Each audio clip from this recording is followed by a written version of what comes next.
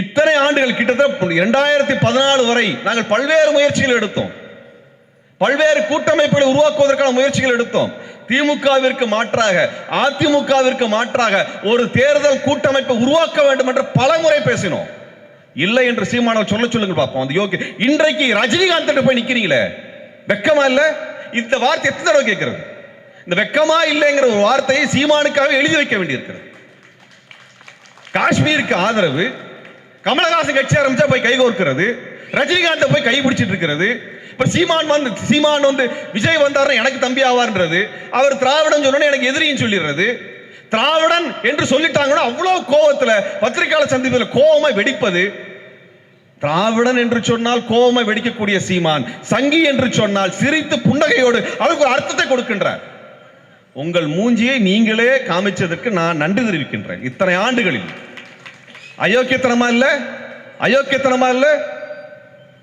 இந்துத்துவ அமைப்பு தமிழை ஏற்கவில்லை, தமிழ்நாட்டை ஏற்கவில்லை, தமிழர்களை ஏற்கவில்லை, விடுதலை புலிகளை ஏற்கவில்லை, பிரபாகரனை காப்பாற்ற முன்வரவில்லை, ஈழத்திற்காக எதுவும் செய்யவில்லை, சிங்களத்தோடு கைகோர்த்து இருக்கக்கூடிய சங்கிகளை, அதற்கு எனது நண்பன் என்று சொல்லக்கூடிய ஒருவரை வீழ்த்துவதுதான் தமிழ் தேசியத்தினுடைய முதல் படியாக இருக்க வேண்டும். பச்சை துரோகி, பச்சை துரோகி சீமான், உனக்கு எதிராக எங்கள் படை நிற்கும் சொல்றோம். எச்சரிக்கை விடுகின்றேன் சீமான். இந்த 15 ஆண்டுல இந்த இளைஞனை எல்லாம் சிதைத்து சீரழித்து அவனது பொருளாதாரத்தை சுரண்டி, அவனது உணர்வை சுரண்டி, அவனது அரசியலை சுரண்டி, மடை மாற்றி உம்மை மேடை ஏற்றி அரசியலுக்கு அழைத்து வந்த பெரியாரிஸ்டுகளை எல்லாம் கொச்சைப்படுத்தி இழிவுபடுத்தி, பெரியாரை இழிவுபடுத்தி இத்தனையும் செய்துவிட்டு சீரழிவு அரசியலை செய்துவிட்டு ரஜினியோடு கைகோர்த்து நிற்கக்கூடிய சீமான் அரசியலை ஒழித்து கட்டுகின்ற வேலையை செய்வோம். ஏனென்றால் திமுகவிற்கு எதிரான சரியான மாற்று அரசியலை செய்யணும்னா இந்த மாதிரி புல்லுருவிகளை புடுங்கி வெளியே வீசினா மட்டும்தான் செய்ய முடியும். சீமானுக்கு முதுகெலும்பும் கிடையாது, துணிச்சலும் கிடையாது. நிக்க சொல்லுங்க பார்ப்போம். எத்தனை வழக்குகளை வாங்கி கொண்டு நிற்கின்றோம்? எத்தனை வழக்குகள்? வாயை திறந்தா பொய், வாயை திறந்தா பொய். இப்படிப்பட்ட ஒரு அரசியல் தமிழ்நாட்டில் திரண்டு எழுந்த ஒரு தமிழ் தேசிய அரசியல், அந்த தமிழ் தேசிய அரசியலை சிதைச்சிட்டு வந்த இளைஞர்களை எல்லாம் அவனிடத்துல பொய்யா கதையை பேசி எந்தவித கருத்தும் அவனுக்கு என்னன்னா, நான் கேட்கிறேன், KM ஷெரீப் தோழருடைய கட்சி தோழர்கள் இங்க இருக்கிறாங்க, விடுதலை தமிழ் புலிகள் கட்சியினுடைய தோழர்கள் இருக்கிறார்கள், ஐயா தனியரசனுடைய தோழர்கள், விடுதலை சிறுத்தைகளுடைய தோழர்கள், தோழர் SR பாண்டியனுடைய இயக்கத்தை சார்ந்த தோழர்கள், நாகேந்திரன் கட்சியை சேர்ந்த தோழர்கள், இத்தனை பேரும் இங்க இருக்கிறோம், இத்தனை தலைவர்கள் மேடையில் இருக்கிறோம். எங்க யாருக்கும் ஒருவருடைய தொண்டர்களை இன்னொரு பறித்து கொண்டு சென்று விடுவார் என்கின்ற எந்த அச்சமும் எங்களுக்கு கிடையாது. ஆனால் சீமானுக்கு உண்டு, சீமானுக்கு உண்டு. வேற எந்த கட்சி தலைவரையும் தனது மேடையில் ஏற்றுவதற்கான துணிச்சல் கிடையாது. வேற யாருக்கு அந்த மாதிரி துணிச்சலே கிடையாது. எங்களுக்கு எந்த அச்சமும் கிடையாது. ஏனால் எங்கள் கருத்துக்கள் தெளிவானவை, எங்கள் கருத்துக்கள் தெளிவானவை. அதைவிட எங்கள் அரசியல் அதைவிட முற்போக்கானவை. நாங்கள் களத்தில் வீதியிலே மக்களோடு நிற்கின்றோம். வெறும் வாய்ஸோட அரசியல் செய்யவில்லை. நாங்கள் தோழர் ஷெரீப் அவர்கள் கூட எத்தனையோ முயற்சி எடுத்தார். அவருடன் நேரடியாக பேசினார், அவர் கூட்டங்களுக்கு சென்றார், விவாதித்தார். அவர் தான் கொண்டு போய் அவர்கிட்ட பழனி பாபாவை அறிமுகப்படுத்துறார். பழனி பாபாவை சீமானுக்கு அறிமுகப்படுத்தியவர் தோழர் KM ஷெரீப். ஆனால் இன்னைக்கு அவர் என்ன மேடையில் பேசுறாரு, பழனி பாபாவை என்ன தவிர யாராவது தமிழ்நாட்டில் கொண்டாடுறாங்களான்னு. இது ஆச்சரியப்படுறதுக்கு ஒன்றும் இல்லை. செகுவேராவே நான் தமிழ்நாட்டில் கண்டுபிடிச்சு கொண்டு வந்தேன் சொன்னவர். நிஜமா தாங்க, நான் பொய் சொல்ல. 2010 பாத்தீங்கன்னா சொன்னார், செகுவேராவை தமிழ்நாட்டுக்கு அறிமுகப்படுத்தியவன் நான். நல்லவேளை பிடல் காஸ்ட்ரோட அறிமுகப்படுத்தினது நான் தான் சொல்லாம இருந்தார். பிடல் காஸ்ட்ரோவுக்கே செகுவேராவை அறிமுகப்படுத்தியவன் நான். ஒரு தனியா அவரது நண்பர்கள் சொல்லலாம்னு சொல்லுவார். சின்ன பசங்களுக்கு தெரியாது பிடல் காஸ்ட்ரோ யாருன்னு தெரியாது இல்ல. அவர் நம்ம தம்பி தான்ப்பா, அவரும் இங்கே தான்ப்பா இருக்கிறார். சண்டை போட்டாரு, நல்லா பெரிய தாடி வச்சிருப்பாரு. அந்த தம்பிட்டு அப்பவே சொன்னேன், தாடிக்கு நல்ல எண்ணெய் எல்லாம் போட்டு ஷாம்பு எல்லாம் போட்டு அதெல்லாம் நல்லபடியா வச்சுக்கணும்னு சொன்னேன். தம்பிட்ட நல்ல சாப்பாடு போடுவாப்புல அப்படின்னு பிடல் காஸ்ட்ரோ பத்தி ஒரு சொல்லி வச்சிருக்கலாம். அப்படிப்பட்ட ஒரு இழிவான ஒரு அரசியல் நடந்துகிட்டே இருக்கு. இதையெல்லாம் நம்பி விசிலடிக்கக்கூடிய தம்பிகள் அங்கே இருக்கிற அவர்களைத்தான் பாதுகாக்க வேண்டும். மரியாதை நிமித்தமாக வானதியை சந்திப்பார், மரியாதை நிமித்தமாக பொன்னாரை சந்திப்பார், மரியாதை நிமித்தமாக ரஜினிகாந்தை சந்திப்பார். ஆனால் மரியாதை நிமித்தமாக என்றைக்கும் தமிழினத்திற்காக போராடக்கூடிய எவரையும் சந்தித்ததில்லை. என்னைக்கா சந்திச்ச போட்டோ வந்து பார்த்திருக்கீங்களா? தமிழ்நாட்டில் போராடக்கூடிய எவரையாவது மரியாதை நிமித்தமாக சந்தித்திருக்கிறாரா? அது எப்படி சாத்தியமாகும்? தமிழ்நாட்டில் திமுக ஒரு மாற்று அரசியல் கொண்டு வரும் சொல்லக்கூடியவர்கள், இங்கே மண்ணுக்காக போராடக்கூடிய பல்வேறு இயக்க தலைவர்கள் இருக்கிறார்கள். அங்க அணு உலை போராட்டத்தை நடத்திய உதயகுமார் இருக்கிறாரு, ஸ்டெர்லைட் போராட்டத்தை நடத்திய ஃபாத்திமா இருக்கிறாங்க. இப்படி தமிழ்நாட்டில் பல்வேறு போராட்ட காலத்தில் இருந்த யாரோடாவது அவர் உறவு வைத்திருக்காரா? யாரையாவது மேடையில் ஏற்றிருக்கிறாரா? இந்த கூடங்குளம் போராட்டத்தில் என்ற முகிலன், இப்படி யாரையாவது சாதி எதிர்ப்பு போராட்ட காலத்தில் நின்றவர்கள், சுற்றுச்சூழலுக்காக போராடியவர், இப்படி யாரையுமே மேடையில் ஏற்றியதில்லை. இதுல கொடுமை என்னன்னால், நம்மாழ்வார் அவர்களை தமிழர்களை தெலுங்கன் என்று சொல்லி அந்த கட்சி பரப்புரை செஞ்சது அவர் உயிரோடு இருக்கிறப்ப. ஏன்னா அவர் மீத்தன் எதிர்ப்பு போராட்டத்தை கட்டி நடத்திட்டு இருந்தார். அந்த போராட்டத்தில் இவர் போய் சேர மாட்டார், அதெல்லாம் சேர மாட்டார். நம்மாழ்வார் இறந்த உடனே இவர் தான் ஒரு விவசாயி என்பதை போல நம்மாழ்வார் படத்தை எல்லா இடத்துலையும் வச்சுட்டு இருக்கிறார். நம்மாழ்வாருக்கும் உங்களுக்கு என்ன தொடர்பு? எங்கள் கண் முன்னால் நடந்த வரலாறு. பூவுலக நண்பர்களுடைய நிகழ்ச்சியிலே நம்மாழ்வார் வருவார், பேசுவார். பல்வேறு விவசாய சங்கங்களுடைய நிகழ்ச்சியிலே அவர் பேசி இருக்கின்றார். போராட்ட காலத்தில் எல்லாரும் ஒருங்கிணைத்திருக்கின்றார். தோழர் குழந்தை அரசன் உள்ளிட்டவர்கள் எல்லாம் அவரோடு நின்றிருக்கிறார்கள். அவர்களே பல்ல. ஏன்னா அடுத்தவங்களுடைய உழைப்பை தின்று வாழக்கூடாது என்கின்ற நேர்மையான எண்ணம் இந்த தலைவர்களுக்கு இருக்கிறது. ஆனா எல்லாத்தையும் திருடுறது, கேட்கறது யாரும் இல்லை. நம்மாழ்வார் குடும்பத்திலிருந்து யாராவது போய் கேட்கணும், உமக்கும் நம்மாழ்வாருக்கு என்னையா சம்பந்தம்? திடீர்னு அவர் விவசாயம் மாறிட்டார். எல்லா வகையிலும் இந்த இளைஞர்களை மடைமாற்றி காயடித்து சிதறடித்து, நான் அவர்களிடத்தில் ஒரு வேண்டுகோள் வைக்கிறேன். உங்களுக்கு உண்மையாலுமே தமிழ்நாட்டிலே ஒரு மாற்று அரசியலை கட்ட வேண்டும் என்றால், அது மாற்று இயக்கங்களாக கடந்த 40-50 ஆண்டுகளாக களத்தில் போராடி கொண்டிருக்கக்கூடிய இயக்கங்களோடு கைகோர்த்து தான் நீங்கள் உருவாக்க முடியும். வெறும் தெலுங்குன்னு சொல்றது, திமுக காரன் சொல்றது, இதைத்தான் மாத்தி மாத்தி எழுதிட்டு இருப்பானுங்க. பிஜேபிக்கும் நாம் தமிழர் கட்சியினுடைய தலைமைக்கும் எந்த வேறுபாடும் இல்லாமல் ஒன்றாகத்தான் பயணித்துக் கொண்டிருக்கிறார். நான் பலமுறை சொல்லியிருக்கின்றேன்.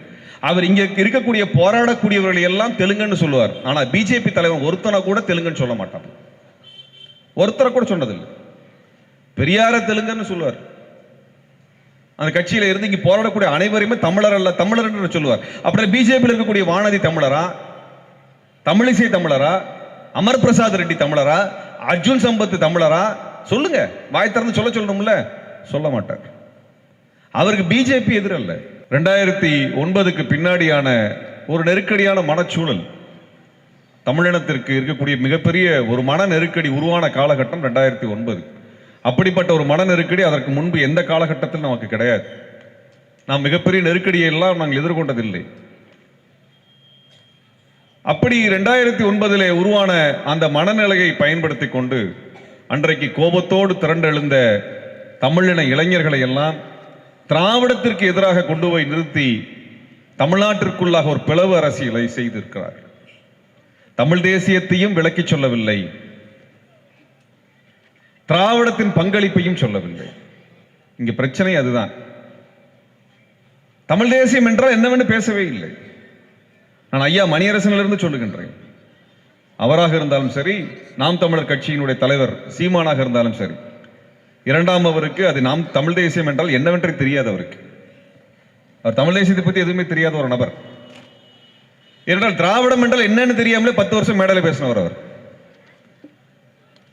பெரியார் என்ன சொன்னார் என்பதை வாசிக்காமலேயே 10-15 வருடமாக நான் ஒரு பெரியாரிய பேரன் என்று மேடையிலே பேசியவர். அவருக்கு தேவை மேடையும் மைக்கும் தான். அந்த மேடைக்கு ஏற்றவாறு அவர் அரசியலை பேசிக் கொண்டிருக்கக்கூடிய சூழல் இருந்தது. 2009ற்கு பின்னால் தமிழ்நாட்டில் இருந்த நெருக்கடி என்ன, நம்மளுக்கான நெருக்கடி என்னவாக இருந்தது? ஈழப்படுகொலை நடக்கும் என்று நாம் நினைவில் பார்க்கவில்லை, நினைத்து கூட பார்க்கவில்லை. விடுதலை புலிகள் அழிவார்கள் என்று நாம் சற்றும் கனவில் கூட யோசிக்கவில்லை. ஒரு மிகப்பெரிய அழிவு நம் கண் முன்னால் நடந்தது. நான் எனது மாணவ பருவத்திலிருந்து ஈழ அரசியலுக்காக இயன்ற பொழுதெல்லாம் எங்களது குரலை எழுப்பி இருக்கின்றோம். மாணவர் காலத்திலிருந்து 91 நாங்கள் பார்த்த, எனது தலைமுறை பார்த்த அந்த அரசியல் 2009 உச்சகட்டத்தில் ஒரு நெருக்கடியை வந்து சந்திக்குது. யாரும் எதிர்பாராத ஒரு அதிர்ச்சிகரமான ஒரு அரசியல் முடிவாக 2009 அந்த போர் ஒரு முடிவை தருகிறது. தமிழ்நாட்டில் இருக்க நம்மளுக்கெல்லாம் இருக்கக்கூடிய மிகப்பெரிய அதிர்ச்சி என்னன்னா, ஈழத்திலிருந்து கூப்பிடும் தூரத்தில் இருக்கக்கூடிய நம்மால் எதுவும் செய்ய முடியவில்லை என்று. அப்படிப்பட்ட ஒரு மோசமான ஒரு சூழலிலே அன்றைக்கு குரல் தமிழ்நாட்டில் மிக தெளிவாக எழுந்தது. அன்றைய தமிழ் தேசிய தோழர்கள் களத்தில் நின்று சொன்னார்கள், பெரியாரிய தோழர்கள் களத்தில் நின்று சொன்னார்கள், இந்திய அரசு ஈழத் தமிழர்களை பாதுகாக்க இயலாமல் நம்மை தடுத்துக் கொண்டிருக்கிறது என்று சொன்னார்கள். 2008 2009 காலகட்டத்தில் தூத்துக்குடியில் இருக்கக்கூடிய வழக்கறிஞர்கள் படகை எடுத்துக்கொண்டு நாங்கள் கடல் அடக்கிறோம் என்று சென்றார்கள். கடல் எல்லையிலே அவர்களை கைது செய்தார்கள். தமிழ்நாட்டில் நடந்த பல்வேறு போராட்டங்கள் முடக்கப்பட்டன. அன்றைக்கு திமுக நம்மை எல்லாம் காப்பாற்றும் என்று நினைத்தோம். அங்கு மிகப்பெரிய ஒரு மனித சங்கிலி எல்லாம் நடந்தது. அண்ணா சிலையில் ஆரம்பித்து செங்கல்பட்டு வரை மிகப்பெரிய மனித சங்கிலி, எல்லோரும் பங்கெடுத்தோம். அவர்களை மிரட்டினார்கள். அந்த கட்சி பின்வாங்கியது. 2009 ஜனவரி 2ஆம் தேதி அல்லது 3ஆம் தேதி என்று நினைக்கின்ற அன்றைக்கு கலைஞர் ஒரு தீர்மானத்தை போட்டார். ஐயகோ தமிழினம் அழிகிறதே என்று ஒரு தீர்மானத்தை போட்டார். ஏதோ நடந்துவிடும், ஏதேனும் நடந்துவிடும் என்று நினைத்தோம். ஆனால் அனைத்து போராட்டங்களும் ஒடுக்கப்பட்டு கொண்டே வந்த சமயத்தில் தான் சென்னை அண்ணா சாலையிலே ஒரு தமிழ் தேசிய இயக்கத்தை சார்ந்த ஐயா ஒருவர் இந்திய கொடியை எரித்தார். அதான் முதல் அளவிலே ஒரு மிகப்பெரிய ஒரு பார்வையை எல்லோருக்கும் கொடுத்தது. எதற்காக இந்திய கொடி ஒருவர் எரிக்கிறார் என்று. அவர் பெயர் நாத்திகன் கேசவன் என்று நினைக்கின்றார். நாத்திகன் கேசவன் அவர் தான் எரித்தார். தியாகு அவருடைய இயக்கத்தில் இருந்தவர். இந்தியாவை இந்த படுகொலை போரிலே அதனுடைய பங்களிப்பிற்காக கண்டிக்கிறேன் என்று முழங்கி கொண்டு எரித்தார். செங்கல்பட்டிலே மாணவர்கள் உண்ணாவிரத போராட்டத்தை நடத்தி கொண்டிருந்தார்கள். அப்பொழுதுதான் முத்துக்குமார் தன் உடலுக்கு தீ வைத்து முழங்கினான். இந்த போரில் யாரெல்லாம் பங்கு பெற்றிருக்கார் என்று ஒரு பெரும் பட்டியலை எழுதினான். பெரும் பட்டியல். அதில் திமுகவின் குற்றம் சாட்டி இருந்தார். ஆனால் உலகளாவிய அளவில் என்ன சிக்கல்கள் எல்லாம் நடக்கிறது என்று விரிவாக எழுதியிருந்தார் முத்துக்குமார். அதன் மூலமாக அரசியலுக்கு வந்தவர்கள் நாங்கள். அதுவரை அந்த அரசியலை கவனித்திருக்கின்றோம், அந்த அரசியலுக்காக பங்கு பெற்றிருக்கின்றோம். எங்கெல்லாம் போராட்டம் நடந்திருக்கிறோம் அந்த போராட்டத்தில் சென்று நின்று இருக்கின்றோம். ஆனால் முத்துக்குமாரினுடைய இழப்பிற்கு பிறகு அமைப்பாக திரள வேண்டும் என்று முடிவெடுத்து திரண்டு நின்றோம். அப்படி தமிழ்நாட்டிலே 2009 அந்த ஜனவரியினுடைய இறுதி வாரத்தில் முத்துக்குமார் தீக்குளிக்கிறார். அவர் ஒரு புரட்சிகர இயக்கத்தை சார்ந்தவர், தமிழ் தேசிய இயக்கத்தை சார்ந்தவர். அதற்கு பிறகு 2 நாட்களில் பள்ளப்பட்டி ரவி தீக்குளிக்கின்றார். அதற்கடுத்த நாளிலே வட சென்னையிலே அமரேசன் தீக்குளிக்கின்றார். அமரேசன் திமுக காரர். அதற்கு பிறகு சீர்காழியிலே சீர்காழி ரவிச்சந்திரன் தீக்குளிக்கின்றார். அவர் காங்கிரஸ் கட்சிக்காரர். வாணியம்பாடியிலே சீனிவாசன் தீக்குளிக்கிறார். அவர் தேமுதிக கட்சிக்காரர். கடலூர் ஆனந்த் தீக்குளிக்கிறார். அவர் விடுதலை சிறுத்தைகள் கட்சியை சார்ந்தவர். அனைத்து கட்சியை சார்ந்தவர்களும் அன்றைக்கு தீக்குளித்தார்கள். யாரை எதிர்த்து என்ற கேள்வி ரொம்ப முக்கியம். இன்றைக்கு நாம் தமிழர் கட்சியில் இருக்கக்கூடிய இளைஞர்களுக்கு நான் இந்த வரலாறை சொல்ல வேண்டியது இருக்கிறது. நாங்கள் மிக கவலையோடு நாங்கள் உங்களை பார்க்கின்றோம். அந்த போராட்ட களத்தில் நின்றிருக்கின்றோம். பல கட்சிகளை சார்ந்தவர்கள் தங்களது கட்சிகளின் நிலைப்பாடுகளை எல்லாம் கடந்து அல்லது தங்கள் கட்சி ஈழத்திற்கு ஆதரவாக இருக்கின்ற காரணத்தினால் அதற்கு ஆதரவு தெரிவித்து வலுப்படுத்தி தங்கள் மேனிக்கு தீ வைத்து இறந்தார்கள். கிட்டத்தட்ட 3 மாதத்திற்குள்ளாக 18 பேர் தீக்குளித்தார்கள். 3 மாதத்திற்குள்ளாக 2 நாளைக்கு ஒருவர் தீக்குளிக்கின்ற விகிதத்தில் தமிழ்நாட்டில் தீக்குளித்தார்கள். யாரை எதிர்த்து தீக்குளித்தார்கள்? இந்திய அரசை எதிர்த்து தீக்குளித்தார்கள். அன்றைக்கு இந்திய அரசினுடைய கப்பல் படையும் விமானப்படையும் உளவுப்படையும் முழுமையாக இலங்கை அரசிற்கு துணை செய்தது. அதை எதிர்த்து கேட்கின்ற திராணி திமுகவிற்கு இல்லை என்கின்ற கோபம் எங்களுக்கு இருந்தது. ஆனால் போரை நடத்தியது இந்திய அரசு. இந்திய அரசு தானே போரை நடத்தியது. அன்றைக்கு 2009 களத்தில் இருந்த அத்தனை பேரும் இந்திய அரசு செய்கின்ற இந்த அட்டூழியத்தை எதிர்த்து தானே போராட்டம் நடத்தினோம். பெரியார் திராவிட கழகத்தினுடைய தோழர் இங்கே குமரன் இருக்கின்றார். இந்திய ராணுவத்தினுடைய பங்களிப்பை தடுத்து நிறுத்த வேண்டும் என்று சொல்லி கிட்டத்தட்ட 72 ராணுவ வாகனங்களை, ஆயுதம் தாங்கிய ராணுவ வாகனங்களை கோவையின் எல்லையில மறித்து நின்றார் தோழர் கோவை ராமகிருஷ்ணன் அவர்கள். திராவிட இயக்கத்தை சார்ந்தவர், பெரியார் இயக்கத்தை சார்ந்தவர். அன்றைய போராட்டத்தில் மதிமுக கலந்து கொண்டது, புரட்சிகர இளைஞர் முன்னணி கலந்து கொண்டது, கட்சி சார்பற்ற எண்ணற்றோர் கலந்து கொண்டார்கள். இப்படி நடந்த ஒரு போராட்டம் 2009 இனப்படுகொலை நடக்கிறது. நடந்து முடிந்த பிறகு இருக்கக்கூடிய ஆற்றாமை, இந்திய அரசு நம்மை வஞ்சித்து விட்டது என்கின்ற கோபம் எல்லோருக்கும் இருந்தது. அப்ப இந்திய அரசை கேள்வி கேட்க வேண்டும். இந்திய அரசை இந்த குற்றச்சாட்டிலே குற்றவாளியாக சேர்க்க வேண்டும் என்ற போராட்டம் தமிழ்நாடு முழுக்க நடந்தது.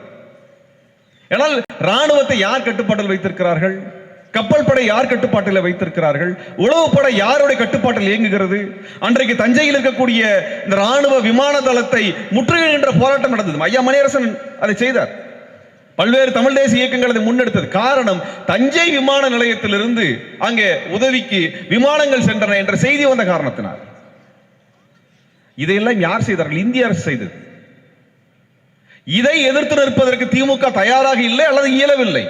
ஏன்னா இன்றைக்கு மோடி என்ன செய்கிறாரோ, ஒரு மாநில கட்சிகளை, ஒரு மாநில ஆட்சிக்கு என்ன நெருக்கடி கொடுக்கிறாரோ, அன்றைக்கு அதை காங்கிரஸ் செய்தது. மாநில கட்சிகளை முடக்கியது. அதை எதிர்த்து நின்று மக்கள் போராட்டத்துக்கு தலைமை தாங்க வேண்டிய பொறுப்பை திமுக மேற்கொள்ளவில்லை, கலைஞர் மேற்கொள்ளவில்லை என்கின்ற கோபம், ஏமாற்றம் எல்லோருக்கும் இருந்தது. அப்ப தமிழ்நாட்டிலே ஒரு மாற்று அரசியல், ஒரு புரட்சிகரமான ஒரு அரசியல், தேர்தல் களத்தையும் கையாளக்கூடிய அரசியல் தேவை என்று எல்லோரும் உணர்ந்தார்கள். அப்படியாகத்தான் இங்கே ஒரு அமைப்பு திரட்சி வர ஆரம்பித்தது. இனப்படுகொலைக்கு பிறகு அந்த சோர்வான காலகட்டத்தில் நாம் அடுத்து ஏதேனும் ஒன்று நகர்த்த வேண்டும் என்று உருவாக்கக்கூடிய ஒரு இயக்கத்திலே பிரச்சாரகராக வரக்கூடிய ஒரு இடத்தில் இருந்தவர் நாம் தமிழர்களுடைய கட்சியிலே இருந்த சீமான் ஒட்டுமொத்தமாக தனது கட்சி, அந்த கட்சியினுடைய ஏகபோக அதிபராக மாறியது அந்த கட்சியினுடைய பலவீனம். அன்றைக்கு இருந்த பெரியாரிய தலைமைகள், அதை ஊக்குவித்த தலைமைகள் கண்டித்திருக்க வேண்டும். அதை செய்ய தவறினார்கள். 1.5 வருட காலகட்டத்திற்குள்ளாக அந்த கட்சியை வளர்வதற்காக எல்லா இடத்திலும் ஓடித்திருந்தவர்கள் பெரியாரிய தோழர்கள், திராவிட இயக்க தோழர்கள். ஆனால் 1.5 வருட காலத்திற்குள்ளாக திராவிட எதிர்ப்பு நிலைப்பாட்டை எடுத்து வெளியிலே அவர் அறிவித்து வந்து நிற்கிறார். 2009 அதிமுகவிற்கு ஆதரவு, 2011 அதிமுகவிற்கு ஆதரவு, 2014 அதிமுகவிற்கு ஆதரவு என்று தொடர்ச்சியாக ஒரு கட்சி சார்பாக ஒட்டுமொத்த இளைஞர் கூட்டத்தை கொண்டு போய் நிறுத்துகிறார். இந்திய அரசு செய்த துரோகம், அதை எதிர்த்து கேள்வி கேட்க வேண்டும் என்ற கோபத்தோடு கிளம்பிய இளைஞர்களை எல்லாம் என்ன பண்ணாரு, என்ன செஞ்சாரு? இங்க திராவிடம் என்கின்ற பெயரில் தெலுங்கர்கள் வந்து இதையெல்லாம் செய்து விட்டார்கள் என்று பசப்பினார்கள். பச்சை துரோகத்தை சீமான் செய்தார். பச்சை துரோகம். எங்களை போன்ற திமுகவிற்கு எதிர்த்து இன்றைக்கு வரைக்கும் இருக்கக்கூடிய எங்களை போன்றவர்களை எல்லாம் தனது மேடையில் ஏற்ற மாட்டேங்கிறார். காரணம் என்ன? காரணம் என்ன? அவர் முகத்தரை கிழிந்து விடும், கிழித்து தொங்க விட்டுரும். 2009 ரெட்டை இலைக்கு ஓட்டு, 2011 ரெட்டை இலைக்கு ஓட்டு, 2014 ரெட்டை இலைக்கு ஓட்டு. எந்த இடத்திலும் நாங்கள் இரட்டை இலைக்கு ஓட்டு கேட்டு போய் வீதியில் நிக்கல. அன்னைக்கு காங்கிரஸுக்கு எதிராக, திமுக எதிராக வீதியில நின்றோம். அதற்கு பிறகு பாஜக எதிராக நின்றோம். பாஜகவோட அதிமுக கைகோர்க்கிறது என்று பாஜகவிற்கும் அதிமுக எதிராக நின்றோம். என்றைக்கும் வேறொரு கட்சிக்காக, திமுகவிற்காக, அதிமுகவிற்காக வீதியில் வந்து நிற்கவில்லை. நாங்கள் வீதியில் நின்றோமா? அந்த மரியாதையையும் நேசத்தையும் ஏதோ சினிமா பட கதை சொல்ற மாதிரி, சாப்பாட்டு கதை சொல்ற மாதிரி, முனியாண்டி விலாஸ் கதையா சொல்லி சொல்லி கேட்கக்கூடிய இளைஞர்களுக்கு எல்லாம் அதை பற்றியான பிம்பம் என்னையா வரும்? ஒன்றும் இல்லை. 2009 பிறகு கட்சியில போன இளைஞர்களிடத்துல எல்லாம் விடுதலை புலிகளை பற்றி கேட்டால் எந்த விதமான அரசியல் வரலாறும் இருக்காது. எந்த விதமான அரசியல் வரவும் தெரியாது. ஏதோ சினிமா, அவர் கேட்டதெல்லாம் நான் நல்லா சாப்பிட்டேன், மீன் சோறு போட்டாங்க, கறி சோறு போட்டாங்க, திங்கிறதுக்காக போன ஒரு ஆளு கட்சி நடத்த திங்கிறத பத்தி தானே பேசுவாங்க. போராடுவதற்காக சென்ற KM ஷெரீப் போன்ற தோழர்கள் எல்லாம் அமைதியாக இருக்கிறார்கள். ஏனென்றால் அவர் போராட்டத்திற்காக வந்தவர்கள். ஆனால் அப்படிப்பட்டவர்களுடைய அரசியல் எல்லாம் முன்னுக்கு வராமல் போய் இப்படிப்பட்ட ஒரு போலியான அரசியல் விடுதலை புலிகளுடைய எல்லா சின்னத்தையும் தன்னோட தான் மாத்திக்கிறது. இன்னைக்கு அது என்ன ஆகுதுன்னா, இணையத்தில் பார்த்தோம்னா விடுதலை புலிகளுடைய இயக்கத்தை சார்ந்தவர்கள் அவரது நிகழ்ச்சிக்கு சென்றிருந்தால் விருந்தினர் வரவேற்பதற்காக ஒரு சால்வை போடுவாங்க. அதான் அந்த மஞ்சள் கலர்லையும் சிவப்பு கலர்ல இருக்கக்கூடிய அந்த சால்வை, அதையும் காப்பி அடிச்சு அதே மாதிரி இந்த பக்கம் நாம் தமிழர் இந்த பக்கம் இந்த மூஞ்சி, இந்த பக்கம் தலைவர் படத்தையும் போட்டு ரெண்டு ஒன்னாயா? ரெண்டு ஒன்னா?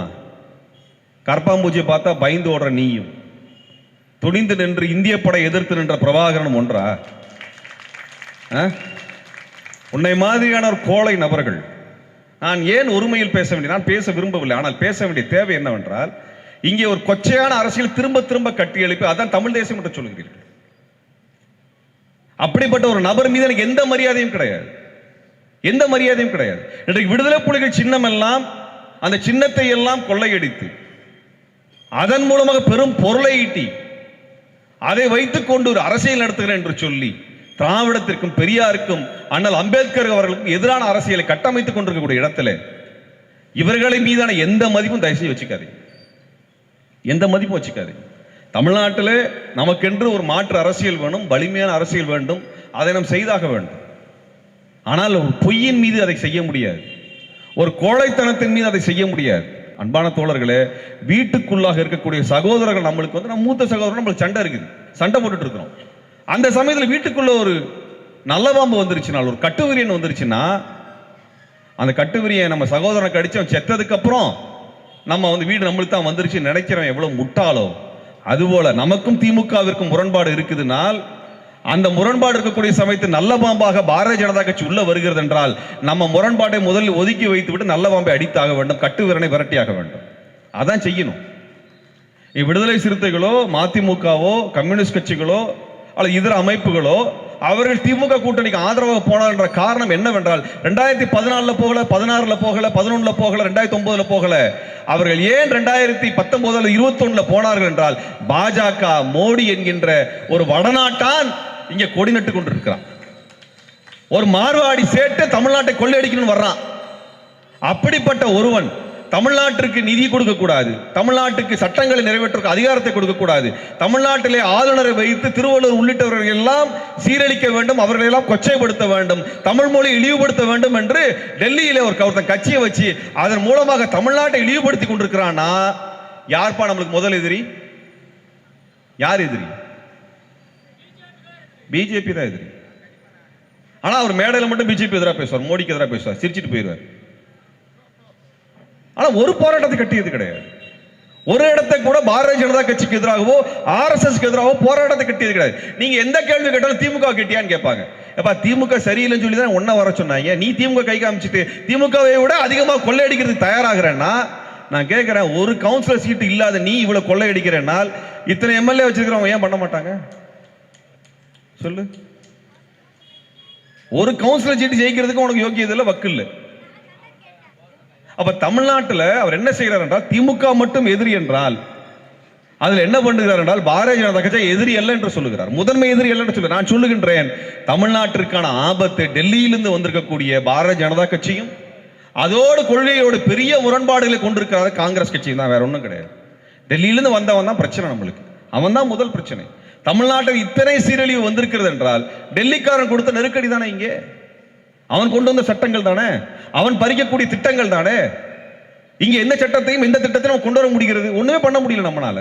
அப்ப அதை கேள்வி கேட்காமல், நம்மளுக்கு அதிமுகவோட முரண்பாடு இருக்கிறது, திமுக முரண்பாடு இருக்கிறது, அவர்களுக்கு மாற்றாக நம்ம வேற உருவாக்க வேண்டும் என்பதிலே நம்மளுக்கு வேறுபட்ட கருத்து கிடையாது. ஆனால் வீடு இருந்தா தானே ஓடு மாற்ற முடியும் என்று அண்ணா சொன்னார். வீடு இருந்தா தானே ஓடு மாற்ற முடியும், வீட்டை இடிச்சுட்டா என்ன பண்ணுது? இன்றைக்கு தமிழ்நாட்டை பாரதிய ஜனதா கட்சியிடம் விட்டு கொடுத்து விட்டால் என்ன செய்வது? என்ன செய்கிறது? எடப்பாடியார் என்ன செஞ்சாரு? எல்லா இடத்திலும் இந்துத்துவ ஆட்களை கொண்டு வந்து ஆட்சியிலே அல்லது அதிகாரத்திலே அமர்த்துகின்ற வேலையை ஆர்எஸ்எஸ் செய்த போது அதெல்லாம் அனுமதித்தார். நாம் ஏன் எடப்பாடி அவருடைய ஆட்சியை எதிர்த்தோம் சொல்லுங்க பாப்போம். மே 14 இயக்கத்தில் பாருன்னு சொல்றேன். நாங்கள் மாநில கட்சிகளுக்கு எதிராக நாங்கள் போராட்டத்தை கூர்திட்டவில்லை. மாநில கட்சிகள் 1000 குறை இருக்குதுங்க, 1000 குறை இருக்கு. ஆனால் மாநில கட்சிகளினுடைய அதிகாரம் ஒரு எல்லைக்குள் தான் இருக்கும். மாநில கட்சியினுடைய ஊழலை கையாள முடியும், எதிர்கொள்ள முடியும். மாநில கட்சியோடு நீங்கள் உரையாட முடியும், கேள்வி கேட்க முடியும், அவனை எதிர்த்து போராட முடியும். ஆனால் டெல்லியில் இருக்கிறான அதிகாரம், அது யார் கேள்வி வைக்கிறது? யார் கேள்வி வைக்கிறது? இங்க எம்ஜிஆர் நகர்ல இந்த 3 பெரிய ஆளுமைகளுக்கு கூட்டம் நடத்தக்கூடாது என்று ஒரு மாநில கட்சி சொல்லுமோ, டெல்லிக்காரன் சொல்லுவானா? யார் சொல்லுவா? யார் சொல்லுவா? இந்த புரிதல் கூட இல்லை என்றால் எப்படி அரசியல் நிற்க முடியும்? இங்கே திருவள்ளுவர் சிலைக்கு கொச்சையாக காவி உடை போடுவது, திருக்குறளை சனாதனத்தம் என்று சொல்லுவது, ஹிந்தி மொழியை திணிப்பது, நமக்கான வரி வருவாய் நிறுத்தி வைப்பது, இத்தனையும் செய்யக்கூடியது யாரு? அவன்தானே நம்மளுக்கான எதிரியாக இருக்க முடியும். அதை எதிர்த்து போராடவில்லை என்று அதிமுகவும் திமுக குறை சொல்லலாமே ஒழிய, அதிமுக திமுக மட்டும்தான் முதன்மை எதிரி என்று சொன்னோம் என்றால் பாரதிய ஜனதா கட்சியில் இணக்கமாக இருக்கிறோம் என்றுதான் அர்த்தம். இங்க முதன்மை எதிரியாக இருக்கக்கூடிய அந்த இந்துத்துவத்தை எதிரியாக, சாதிய இந்துத்துவத்தை எதிரியாக, சனாதன இந்துத்துவத்தை எதிரியாக முன்னிறுத்தாதவன் தமிழ் தேசியவாதி கிடையாது. தமிழ் தேசியவாதி கிடையாது. எழுதி வைத்துக் கொள்ளுங்கள். சாதிய குடி என்று சொல்லி ஒருவன் ஏமாற்றுகிறான் என்றால் அவன் தமிழ் தேசியவாதி கிடையாது. குடி என்றால் பழங்குடிக்கு தான் குடி என்ற பெயரை சொல்லுவார்கள். ஏனென்றால் பழங்குடிகளுக்கு தான் தனி சொத்து கிடையாது. பணக்காரன் ஏழை பணக்காரன் கிடையாது. மீனவர்களே பழங்குடி என்று சொல்லுகிறார்கள். காரணம், மீனவனுக்கு கடல் பொதுவானது. கடல்ல அவன் ஏக்கர் போட்டு பிரிச்சு வச்சுக்கல, ஒவ்வொரு மீனவன் தனியாக. காடிலே வசிக்கக்கூடிய பழங்குடிகளை குடிகள் என்று சொல்லுகிறோம். என்றால் காடு பொதுவானது, காடு பொதுவானது. அதனால குடி என்று சொல்லுகிறோம். அவனை சாதி என்று சொல்லுவதில்லை. ஆனால் தனி சொத்திலிருந்து ஏற்றத்தாழ்விலிருந்து எல்லாத்தையும் வைத்திருக்கக்கூடிய அந்த கட்டமைப்பை ஜாதி தான் கொண்டு வந்தது. ஜாதி ஒருபொழுதும் குடியாகாது. குடி என்பது ஜனநாயக பண்பு கொண்டது, ஜாதி என்பது சனாதன பண்பு கொண்டது. அந்த ஜாதியை எவனாவது குடி என்று சொன்னால் அவன் சாதி வெறியன், அவன் சாதி வெறியன், அவன் சாதி வெறியன் என்று சொல்லி சாதியை ஒழிக்கக்கூடிய தமிழ் தேசியத்தை தான் தமிழ் அரசன் உயர்த்தி பிடித்தார். அந்த தமிழ் அரசன் சொன்னதுதான் தமிழ் தேசியமே ஒழிய இங்கே வந்திருக்கக்கூடிய சீமான்களும் கோமான்களும் சொல்லுவதெல்லாம் தமிழ் தேசியம் இல்லை என்று அழித்துவிட்டு தமிழ் தேசிய கட்டமைப்பை உருவாக்குங்கள் என்று சொல்லி விடைபெறுகிறேன். நன்றி, வணக்கம்.